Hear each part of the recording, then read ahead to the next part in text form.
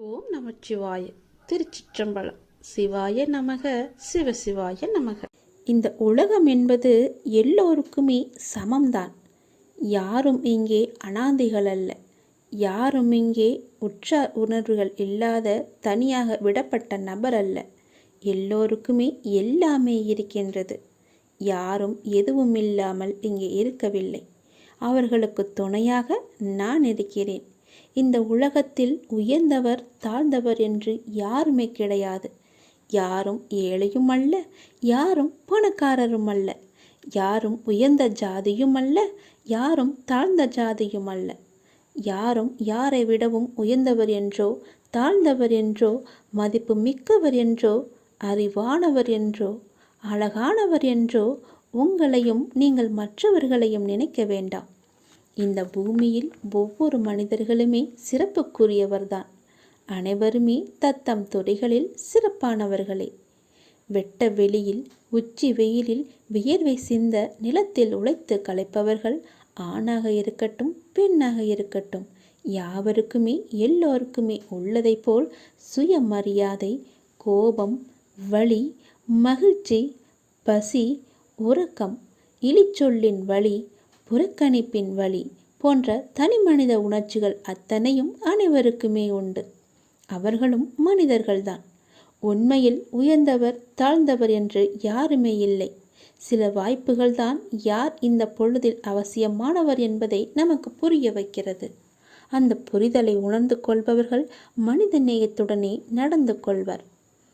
மனிதநேயம் கொண்டவர்களாலேயே மக்களை திருப்திப்படுத்தும் சேவையை வழங்க முடியும். அவர்களே மரணித்தாலும் மனிதர்கள் மனங்களில் இடம் பிடித்து எப்போதும் அழியா புகழுடன் இருப்பார்கள். மனிதர்கள் யாராயினும் அவர்கள் அனைவருமே சமம்தான்.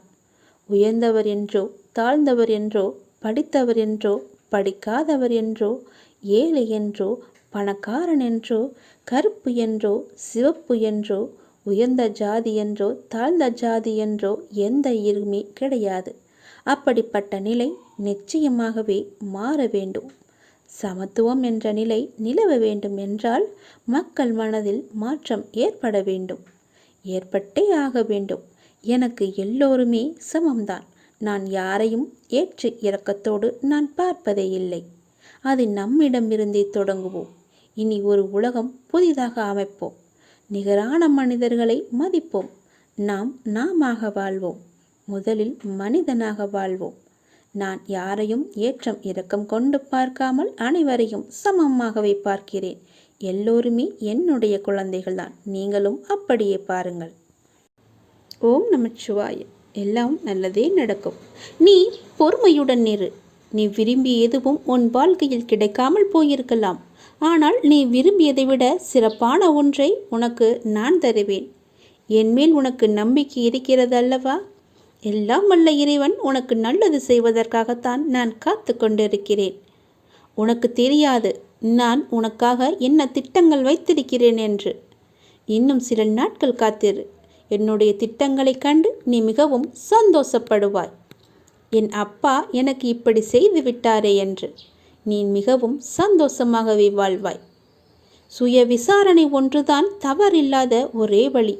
நீங்கள் உண்மையில் இருக்கும் நிபந்தனையற்ற முழுமையான இருப்பை உணர ஒரே நேரடியான ஒன்று சுய விசாரணை. நான் யார்? விசாரணை எல்லா எண்ணங்களுக்கும் ஆதாரம் நான் என்ற எண்ணமே. நான் யார் என்ற சுய விசாரணையால் தான் மனம் ஒன்றி போகும். நான் யார் என்ற எண்ணம் மற்ற எல்லா எண்ணங்களையும் அழித்து இறுதியில் தன்னையும் கொன்றுவிடும். மற்ற எண்ணங்கள் எழுந்தால் அவற்றை முடிக்க முயற்சிக்காமல் இந்த எண்ணம் யாருக்கு எழுந்தது என்று விசாரிக்க வேண்டும். எத்தனை எண்ணங்கள் எழுகின்றன என்பது என்ன? ஒவ்வொரு எண்ணம் எழும்பும் போதும் உஷாராக இருக்க வேண்டும். இந்த எண்ணம் யாருக்கு வருகிறது என்று கேட்க வேண்டும். எனக்கு என்று பதில் வரும்.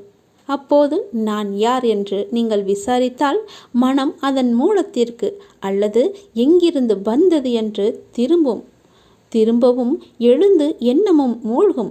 இப்படி அதிகமாக பயிற்சி செய்யும் போது மனதின் மூலாதாரமாக நிலைத்து நிற்கும் சக்தி அதிகரிக்கும்.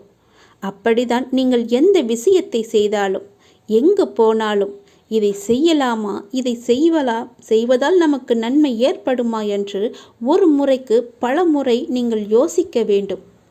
எடுத்தோம் முடித்தோம் என்று எந்த ஒரு காரியத்தையும் செய்யக்கூடாது. இன்றைய நிலைக்கு இது வந்தால் நமக்கு சரியாக இருக்கும் என்று நீங்கள் நினைக்கலாம். அது நாளை உங்களுக்கு சரியாகமா இருக்குமா என்று ஒரு தடவைக்கு பல முறை யோசித்து செயல்படுங்கள். இல்லையென்றால் நீங்கள் பிரச்சனையில் போய் மூழ்கி விடுவீர்கள். எல்லாவற்றையும் தீர்ப்பதற்கு நான் இருக்கிறேன். இருந்தாலும் நீங்கள் கொஞ்சம் கவனமாகவே இருக்க வேண்டும். எல்லாவற்றையும் யோசித்து செயல்பட வேண்டும். எங்கு போனாலும் யோசித்து பாருங்கள், நல்லது நடக்கும். ஓம் நம சிவாய. எல்லாம் நல்லதே நடக்கும். இனி எல்லாமே உனக்கு நல்லதாகவே நடக்கும். நீ மனதில் குழப்பத்தோடு இருப்பதால் செய்யும் எல்லா செயலிலும் உனக்கு கவனம் செலுத்துவதாக நினைத்து கொண்டு நீ இப்போது கவனமின்றி எல்லாவற்றையுமே இழந்து கொண்டு வந்து கொண்டிருக்கிறாய். சரிதானே? உன்னிடம் உள்ளது எல்லாமே இழக்கும் சூழ்நிலையில் இருக்கிறது. ஏனென்றால் உன் மனதில் குழப்பம் உன்னை ஆட்டி படைத்து கொண்டிருக்கிறது. எந்த சூழ்நிலை ஆயினும் அதிலுள்ள நல்லதை மட்டுமே பார்க்கும் பழக்கத்தையும் பக்குவத்தையும் நீ வளர்த்துக்கொள். அப்பொழுதுதான் உன்னால் எவ்வளவு கடினமான சூழ்நிலையும் எதிர்கொள்ள முடியும். நீ ஒன்றை மட்டும் புரிந்து கொள். இவ்வுலக வாழ்வில் நடக்கும் நிகழ்வுகள் அனைத்துமே ஏதாவது ஒரு காரணத்திற்காக மட்டுமே நடக்கிறது. அதில் நீ மட்டும் விதிவிலக்கு அல்ல.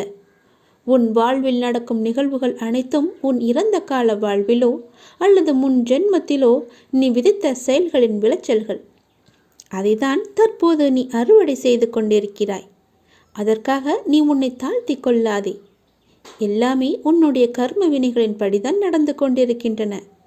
இப்பொழுது நீ செய்யும் செயல்களுக்கான பலனை நிச்சயமாகவே வருங்காலத்தில் நிச்சயமாகவே அனுபவிக்க வேண்டும். அதனால்தான் நான் உனக்கு அடிக்கடி கூறுவது, எல்லோருக்கும் உன்னால் முடிந்த உதவிகளை எந்த ஒரு எதிர்பார்ப்பும் இன்றி செய்யென்று. யாரையுமே நீ திட்டாதே. உன் வாயால் சாபமிடாதே. யாருக்கும் உன் மனதால் கெடுதல் நினைக்காதே. நீ எதை செய்கிறாயோ அதுவாகவே உன்னை வந்து சேரும். அதற்காக எனக்கு தீங்கு துரோகம் நிலத்தவர்கள் என்ன செய்ய என்று நீ என்னை பார்த்து கேட்பது எனக்கு புரிகிறது. உன்னுடைய மனம் வருந்தினாலே போதும். உனக்கு பாதிப்பை தந்தவர்களுக்கான தண்டனையை காலம் நிச்சயம் கொடுத்தே தீரும். உன் அப்பா நான் பார்த்து கொண்டு சும்மா இருக்க மாட்டேன். எல்லாமே உடனுக்குடன் நடக்க வேண்டும் என்று மட்டும் நினைக்காதே. தாமதமாயினும் என்றுமே தர்மமே வெல்லும். எனவே எந்த நேரத்திலும் நேர்மையாக சிந்திக்கவும் செயல்படவும் நீ தொடங்கு. அதுதான் உனக்கு உன் லட்சியத்தை அடைய செய்யும். என் வார்த்தைகள் மீது நம்பிக்கை வை. உன் அப்பா செய்வது எல்லாமே உன்னுடைய நன்மைக்காகவே. இந்த சிவனின் வாக்கு என்றுமே பவைக்காது. சிவன் செய்தால் எல்லாம் நல்லதாகவே நடக்கும். உன் அப்பா நான். எல்லாவற்றையும் நானே பார்த்து கொள்கிறேன். வாழ்வில் உனக்கான தேடல் நிச்சயம் கிடைக்கும். அதற்காக உன்னுடனே நான் துணை நிற்பேன். நீ எதற்குமே கலங்காதே. உன் தேடல் எதுவோ அதை நோக்கி நீ பயணப்பட்டு கொண்டே இரு. என் துணை நிச்சயமாக உனக்கு இருக்கும். உன் கண்ணில் வடியும் கண்ணீரை துடைக்க நானே வருவேன். நானே உனக்கு துணையாக இருப்பேன். நீங்கள் சற்று திரும்பி பாருங்கள். உங்களை கஷ்டப்படுத்திய நாட்கள் எல்லாம் கற்றுக் கொடுத்த நாட்கள் என்று உங்களுக்கே தெரிய வரும். அத்தகைய அனுபவங்களை சேகரித்து வையுங்கள். இனி வரும் நாட்களில் எச்சரிக்கையோடு செயல்பட அதுவே உங்களுக்கு உதவியாக இருக்கும். கவலைப்படுவதற்கு காரணங்களை தேடாமல் ஒவ்வொரு நிகழ்விலும் உள்ள யதார்த்தத்தை எண்ணி மகிழ்ச்சியாக இருக்க பழகி கொள்ளுங்கள். எந்த சூழ்நிலையிலும் முயற்சியை மட்டும் கைவிடாதீர்கள். விதியின் பயனில்லை என்றாலும் முயற்சியின் பலன் கட்டாயம் உண்டு. காலில் மிகச்சிறிய முள் குத்தி இருந்தால் கூட எவ்வாறு விரைவாக ஓட முடியாதோ அதே போல உங்கள் மனதில் சிறிய சிறிய பிரச்சனைகள் உங்கள் செயல்பாட்டு திறனை பாதித்தால் நீங்கள் பெரிய வாய்ப்புகளை உரிய தருணத்தில் சரியான முறையில் பயன்படுத்தி வெற்றி காண முடியாது. எனவே சிறு பிரச்சனைகளுக்கு முக்கியத்துவம் தராமல் அப்பிரச்சனைகளுக்கு உடனுக்குடன் தீர்வு கண்டு நமது மனதை மிகவும் அமைதியான முறையில் வைத்துக்கொள்வது நமக்கு விரைவிலேயே வெற்றியை ஈட்டி தரும். வாழ்க்கை முடிவற்ற சாத்தியங்கள் நிறைந்தது. நன்மைகளை அறுவடை செய்ய சரியான நேரத்தில் சரியானதை செய்யுங்கள். கடும் உழைப்பு என்பது ஒரு சந்தோஷம். அதை செய்து கொண்டே இருக்க வேண்டும். வெகு நிச்சயமாய் ஏதோ ஒரு கணத்தில் அந்த கிரீடத்தை தலையில் வைக்கும். அந்த கணம் யாருக்கும் கிரீடம் என்று தெரியாது. ஆனால் உழைப்பவர்களுக்கு கிரீடம் நிச்சயமாகவே உண்டு. ஒருபோதும் உழைப்பவர் தோற்று போக மாட்டார். உழைப்பவருக்கே உழைப்பின் அருமை தெரியும். ஆகவே உழைப்பதை ஒரு வைராக்கியமாக கொண்டு உழைத்து வெற்றி பெற்று நீங்கள் வாழுங்கள். இந்த அப்பாவின் துணை உங்களுக்கு எப்போதுமே இருக்கும். என் அனுக்கிரகத்தால் இந்த பிறவியில் என்னை நீ ஆராதித்து கொண்டிருக்கிறாய். அப்படி என்னை வணங்கும் அவகாசம் உனக்கு கிடைத்ததே ஒரு பெரிய யோகம். நீ இப்பிறவிக்கு சாட்சி. நான் உன் பூர்வ ஜென்மங்கள் அனைத்திற்குமே சாட்சியாக இருப்பேன். நீ எதை பற்றியுமே கவலைப்படாமல் உன்னுடைய இலக்கு எதுவோ அதை நோக்கி நீ பயணப்பட்டு கொண்டே இரு.